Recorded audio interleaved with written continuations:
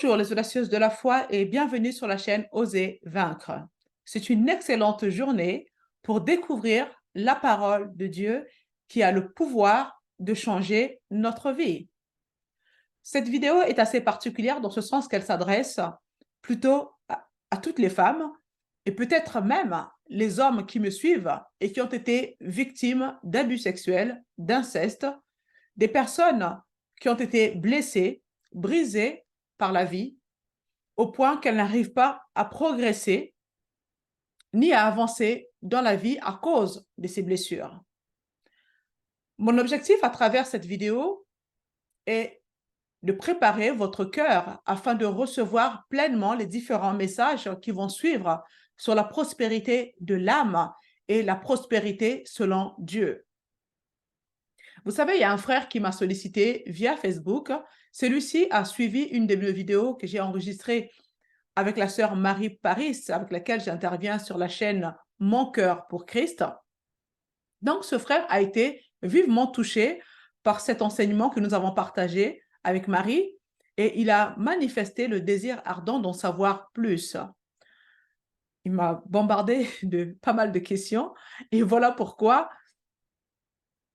j'ai tenu à enregistrer cette série de plusieurs vidéos qui va suivre sur ces deux thèmes, donc la prospérité de l'âme et la prospérité selon Dieu, qui pour moi vont de pair.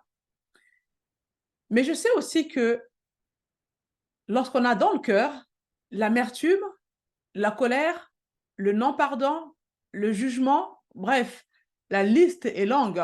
Comprenez qu'une âme chargée de toutes ces mauvaises choses ne peut pas prospérer. Et c'est pourquoi, dans le but de vous aider à recevoir pleinement les messages qui vont suivre, je fais cette vidéo afin de vous aider à préparer vos cœurs. Comme vous le savez, dans le royaume de Dieu, tout est une question de semences et de la récolte. Vous devez absolument semer pour récolter quelque chose. Mais le constat est que beaucoup d'enfants de Dieu ont tendance à formuler des requêtes à Dieu sans même avoir pris le temps de semer quoi que ce soit. Et le pire, c'est que ces personnes le font avec jeûne et prière, etc. Mais vous ne pouvez pas réclamer quelque chose à Dieu que vous n'avez pas semé au préalable dans votre cœur. Il y a des principes spirituels que nous devons respecter et sans cela, ça ne marche pas. Et bien évidemment, ça génère de la frustration dans notre marche chrétienne. Le cœur joue un rôle central. Votre cœur représente le jardin dans lequel vous devez semer la semence de la parole de Dieu. Le cœur est votre jardin privé et il doit être préparé à recevoir la semence. Mais lorsque celui-ci est chargé de mauvaises choses, même si vous proclamez à longueur de journée des proclamations en confessant les promesses de Dieu, vous ne récolterez pas grand-chose, car vous semez sur des ronces. Amen.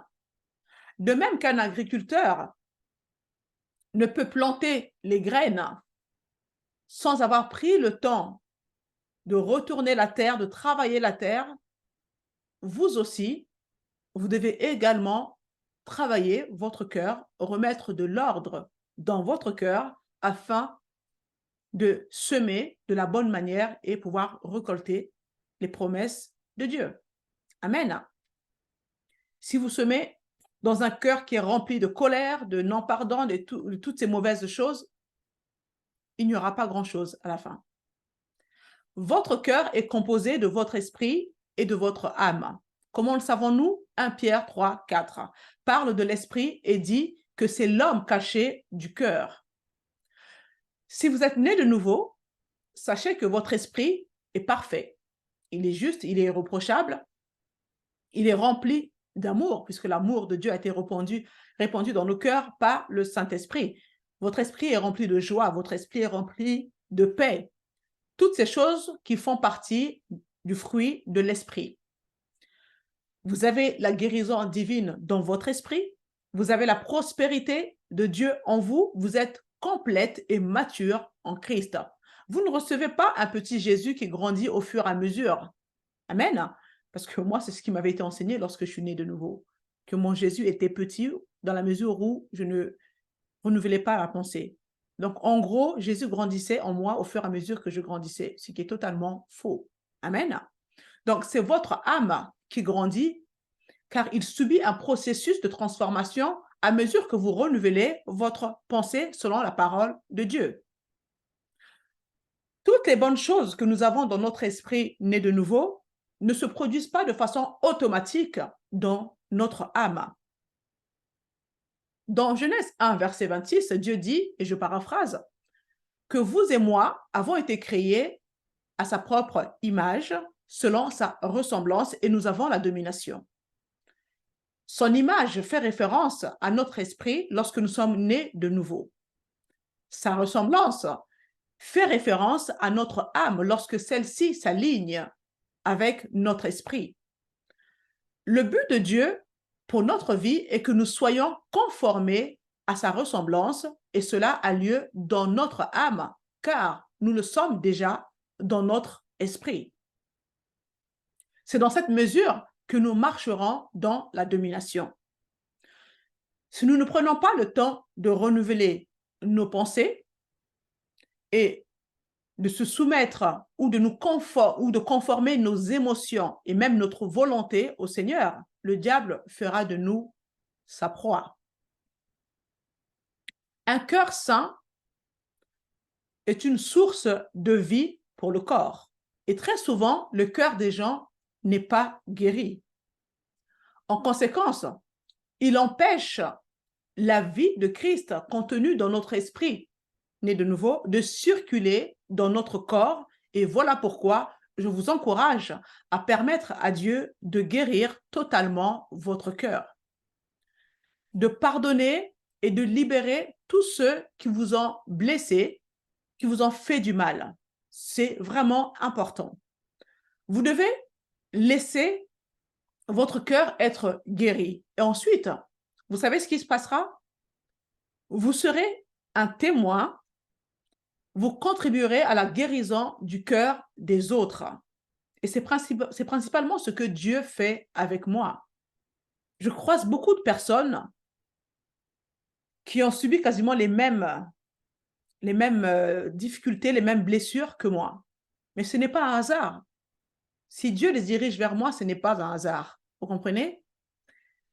Vous passez d'une mentalité de victime à une mentalité de vainqueur.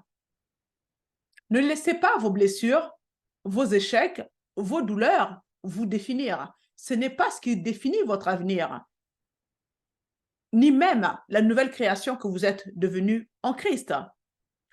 Le fait de vous morfondre sans cesse, de vous apitoyer sur votre sort, ne vous fera pas avancer.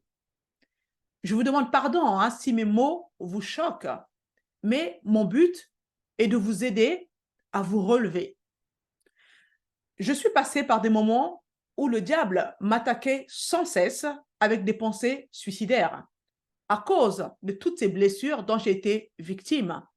Mais vous savez, il doit y avoir un moment où vous permettez à Jésus de guérir votre cœur brisé. Si vous lisez dans Hébreux chapitre 12 au verset 13, il parle de ceux qui ont été blessés. Lisons ce passage. Il est dit ceci.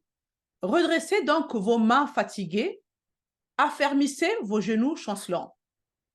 Engagez vos pas sur des sentiers bien droits afin que le pied boiteux ne se déboîte pas, mais qu'il guérisse plutôt. En gros, il dit, et je paraphrase, que quand vos bras pendent et que vos genoux sont faibles, ne permettez pas que ce qui est boiteux devienne disloqué. Il dit qu'il y a des moments où, dans nos vies, où nous marchons la tête haute, droite et forte, et puis quelqu'un dit quelque chose, quelqu'un fait quelque chose, ou nous fait un coup bas, et là, nous souffrons. Quelqu'un vous maltraite, vous néglige, vous déçoit, et vous n'êtes plus aussi forte qu'avant. Et il dit, il y aura des moments où vous serez boiteuse. Mais ne laissez pas cette condition vous déloger. Ne laissez rien vous déloger ou vous disloquer de votre relation et de l'intimité avec Dieu, de votre relation avec le corps du Christ. Souvent, lorsque nous sommes enfermés dans nos blessures, nous ne voulons voir personne. On s'isole,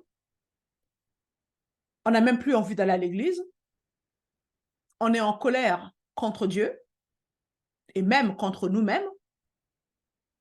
Mais Dieu dit dans Hébreux 12 au verset 15 que personne ne se prive de la grâce de Dieu. Vous ne serez pas en mesure de voir ou d'entendre clairement le Seigneur si vous vous enfermez dans cette condition et vous deviendrez une propagatrice, c'est-à-dire que vous allez répandre ce poison qui vous ronge de l'intérieur sur les autres. C'est difficile de se relever quand vous avez subi une forme d'abus ou de négligence de la part d'une personne en position d'autorité. Mais ce n'est pas impossible. La Bible dit que rien n'est impossible à Dieu, n'est-ce pas? Vous avez besoin d'être accompagné, de vous entourer des personnes de foi, mais ne restez pas seul dans votre coin. L'ennemi aime isoler sa proie.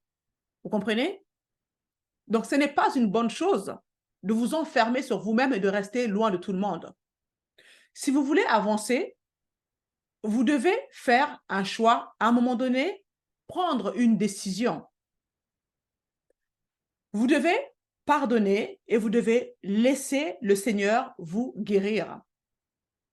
Je veux relire ce passage de Hébreux 12, chapitre 12, versets 12 à 13 dans une autre version pour essayer de mieux comprendre. Fortifiez donc vos mains défaillantes et vos genoux flagellants et faites des voies droites pour vos pieds afin que ce qui est boiteux ne se démette ou ne se disloque pas, mais, écoutez bien, mais plutôt soit guéri. Selon vous, de qui relève cette responsabilité? Est-ce à la personne qui vous a offensé? Non. C'est votre responsabilité afin que vous soyez guéris. Amen. Verset 14. Recherchez la paix avec tous et la progression dans la sainteté. Sans elle, personne ne verra le Seigneur. Veillez à ce que personne ne se prive de la grâce de Dieu, à ce qu'aucune racine d'amertume produisant des rejetons ne cause du trouble et que beaucoup n'en soient infectés. Vous voyez ce qui se passe lorsque nous permettons aux circonstances de la vie ou aux personnes en autorité de nous faire du mal ou de nous négliger ou d'abuser de nous? Nous devenons boiteuses et nous refusons d'être guéris. On s'enferme dans nos blessures. Ce qui se passe ensuite, c'est que nous sommes délogés et disloqués de notre position dans le corps du Christ. Nous sommes délogés de notre but, de nos relations clés, de notre intimité avec Dieu. Et ce n'est pas ainsi que nous devons évoluer. Ce n'est pas le plan de Dieu pour notre vie. Nous devenons une victime au lieu d'être un vainqueur. Et bien sûr, dans ce cas, nous ne pouvons pas voir le Seigneur clairement et nous ne pouvons pas non plus l'entendre de façon efficace. Nous nous privons de la grâce de Dieu et nous causons des problèmes aux autres en laissant émerger cette racine d'amertume que nous avons dans le cœur. Jésus est celui qui guérit le cœur brisé. Vous savez, j'ai vécu dans un esprit de rejet pendant des années. Le diable a su constituer un dossier sur moi en rassemblant un certain nombre d'images et même de souvenirs de mon enfance pour me démontrer que je n'étais pas désirée et que, en gros, personne ne m'aimait et que je ferais mieux de me suicider. Ayant le focus sur tout ça, j'ai fini par croire ces mensonges. Et résultat, j'étais aigrie et j'avais développé une conduite autodestructrice, car après tout, personne ne m'aimait. Vous voyez le tableau? Mais je rends grâce à Dieu que la naissance de mon premier fils a été pour moi un déclic, car j'ai finalement atteint un point où je devais assumer la responsabilité pour la façon dont j'ai réagi. La vie a pris tout son sens lorsque j'ai tenu ce petit bébé dans mes bras. Je l'ai observé et je me suis dit, ce bébé n'a rien demandé. Je l'ai fait venir dans ce monde. Alors, il me faut me battre et donner du sens à ma vie. Je devais me relever. Vous voyez? J'ai dû pardonner à toutes ces personnes qui m'ont infligé des coups jusqu'à me mettre du piment dans les yeux, alors âgé de moins de 10 ans. Et certaines de ces personnes sont encore en vie aujourd'hui. Et en ce qui concerne les personnes qui ont abusé de moi sexuellement, ces personnes ne sont plus de ce monde. Mais je devais les libérer de mon cœur. C'était un poids, un fardeau que je portais en moi. Et je devais me débarrasser de ces choses. Vous voyez, j'ai pris la décision de pardonner. Jésus a dit, Père, pardonne-leur, car ils ne savent pas ce qu'ils font. Mais vous savez, quand vous êtes dans la peau d'une victime, c'est difficile à entendre. Quand Jésus dit, pardonne-leur, car ils ne savent pas ce qu'ils font, quand vous êtes dans la peau, quand vous êtes enfermé dans l'identité d'une victime, c'est difficile à entendre. Mais je devais pardonner et laisser Jésus, celui qui guérit, de me guérir. Amen. Vous ne pouvez pas continuer ainsi sans commencer par le début. Vous n'aurez jamais un ministère qui, en fait, représente une promotion du royaume si vous ne permettez pas à votre cœur de guérir. Je compatis avec vous pour tout ce que vous avez traversé et qui vous ronge encore aujourd'hui. Mais il est temps, mes amis, de permettre à vos cœurs de guérir. Jésus veut guérir vos cœurs. Vous devez vivre à nouveau.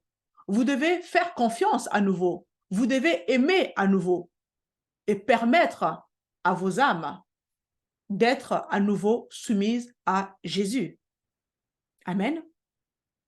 Jésus dit, si quelqu'un te gifle sur une joue, tends l'autre joue. J'ai eu du mal à comprendre ce passage. Et je trouvais que c'était injuste. Vous voyez, limite, ça me mettait en colère lorsque je lisais ce passage. Vous voyez, quand on n'a pas la révélation, c'est compliqué, hein? Mais qu'est-ce que Jésus voulait dire par là? Ce que Jésus voulait dire par là est ceci. Ce que je vous appelle à vivre selon la partie qui n'est pas blessée. Et trop souvent, après avoir été blessé, après avoir perdu un être cher, après avoir souffert, nous avons tendance à exhiber ce côté blessé de notre vie, au lieu de permettre à nos cœurs de guérir et de vivre de la partie qui n'est pas blessée. Vous savez, cela ravive beaucoup de choses en moi en vous parlant de tout ça. J'ai moi-même perdu mon père la veille de mon anniversaire, la veille de mes 20 ans. Et il m'a fallu presque 10 ans pour accepter, pour réaliser qu'il n'était plus là. Puis les 5 années qui ont suivi, le choc était tel que je ne me souvenais même plus de mon anniversaire. Il y avait un blocage dans ma tête. Il y avait un blocage parce que mon père étant décédé la veille de mon anniversaire, Ben, quand j'arrivais, genre 5 jours avant mon anniversaire, c'était le trou noir. J'oubliais mon anniversaire parce que ce traumatisme mental et émotionnel avait créé un blocage dans mon âme. Vous voyez? Et je ne connaissais pas le Seigneur à l'époque. Donc, c'était un vide qui était difficile à combler. Parce qu'on s'assoit, on voit les blessures, l'inceste, les abus sexuels, la violence des coups, le père qui part. La veille de mon anniversaire, c'était juste trop pour mon âge. C'était trop. C'était difficile. Et donc, l'ennemi vient rajouter une couche. Tu vois, personne ne t'aime. Tu ferais mieux de te suicider, etc. Mais à un moment donné, il fallait que ça change. Et lorsque j'ai connu le Seigneur, les choses ont changé. Dieu connaissait ma douleur. Il connaissait mon cœur. Il est tellement bon qu'il est venu combler ce vide. Et il m'a rempli de son amour que je n'ai jamais ressenti par mes propres parents physiques. Vous comprenez? Dieu m'a guéri de tout cela. Les amis, croyez-moi, je peux comprendre et j'éprouve la compassion quant à la perte que vous avez subie, quant à la douleur, le mal, les abus que vous avez endurés. Mais je sais aussi que vous ne pourrez pas accéder à votre héritage.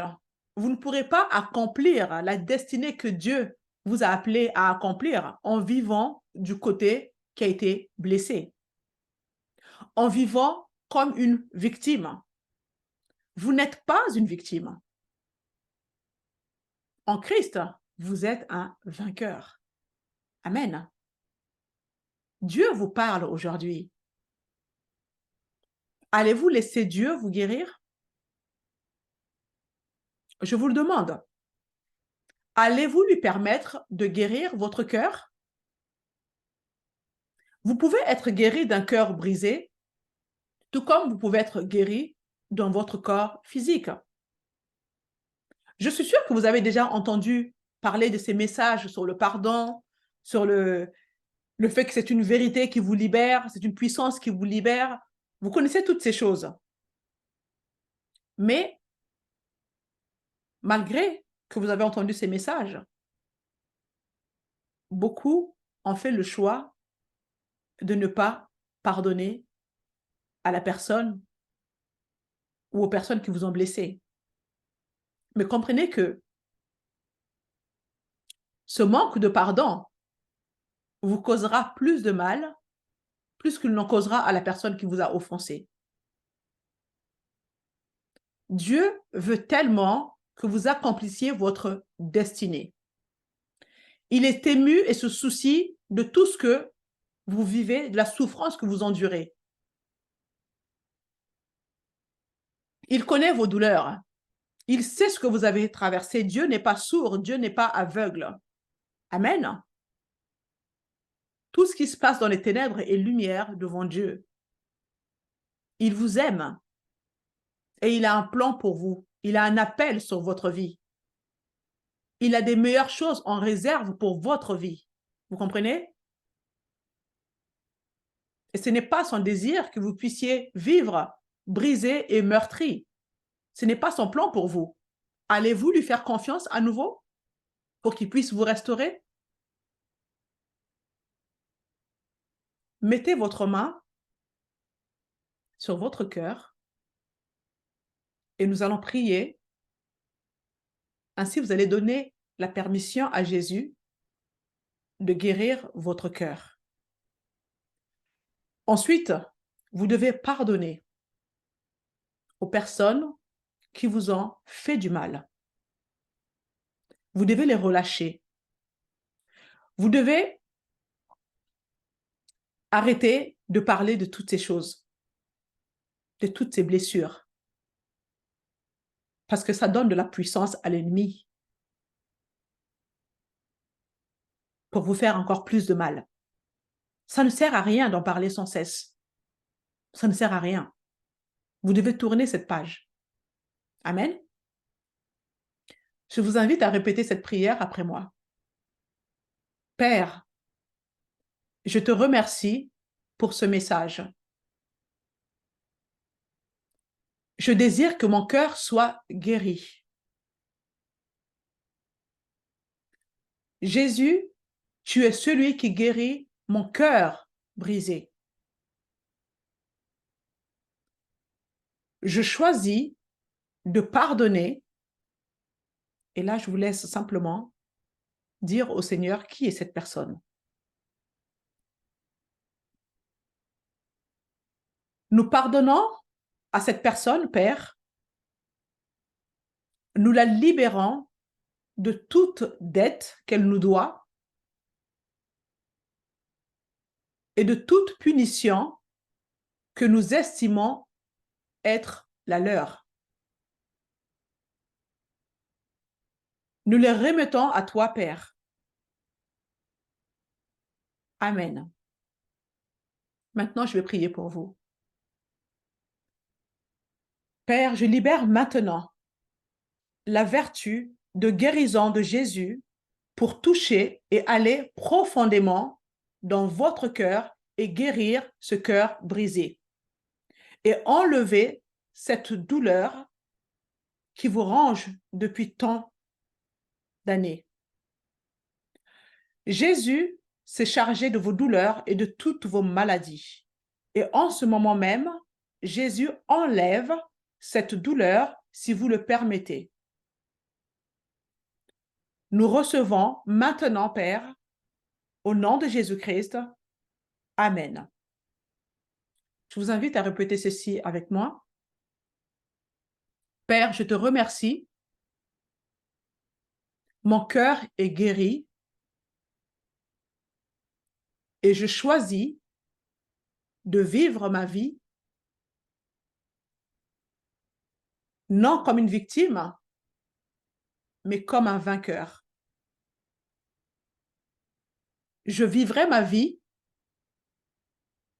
de la partie qui est non blessée. Au nom de Jésus-Christ, Amen. Amen. Merci, précieux Saint-Esprit, parce que c'est toi qui nous aides, Seigneur. Dans nos faiblesses, Seigneur, tu interviens, tu intercèdes en notre faveur et c'est toi qui nous fortifies, Seigneur, à tous égards par ta puissance glorieuse dans le nom de Jésus-Christ. Amen. Nous allons poursuivre un petit peu notre partage. Alors, comprenez que une âme encombrée de non-pardon, d'amertume, de colère, d'avidité, d'orgueil, d'idolâtrie, de rancœur, d'inquiétude, toutes ces choses évincent Jésus, sa vie, sa nature, sa guérison, sa provision de votre vie. Je répète, une âme encombrée de non-pardon, d'amertume, de colère, d'avidité, d'orgueil, d'idolâtrie, de peur, de rancœur, d'inquiétude, évince Jésus, sa vie, sa guérison, sa nature, sa provision de votre vie. Et bien évidemment, cette âme ne peut pas prospérer. C'est impossible. Votre bénédiction financière et votre santé divine sont proportionnelles en rapport direct à la prospérité de votre âme. Voilà pourquoi je devais d'abord partager cette vidéo avant de pouvoir parler de la prospérité de l'âme et de la prospérité selon Dieu. Votre cœur est chargé et vous devez absolument vous décharger sur le Seigneur. 1 Pierre 5, 7. Déchargez-vous sur lui de tous vos soucis, car lui-même a soin de vous. Vous devez absolument vous décharger devant le Seigneur Jésus-Christ. Comprenez que c'est du cœur que procède la vie et la bénédiction, et votre cœur est composé de votre âme et de votre esprit. Amen. J'ai été bénie de partager cette vidéo avec vous. En Christ, vous êtes déjà bénis de toutes les bénédictions spirituelles dans les lieux célestes en Christ. Je vous invite à partager cette vidéo autour de vous. Si vous connaissez des personnes qui ont été blessées, brisées par la vie, alors je vous encourage vivement à leur partager cette vidéo. Abonnez-vous si ce n'est pas encore fait afin de ne rien manquer et je vous dis à la semaine prochaine. À bientôt.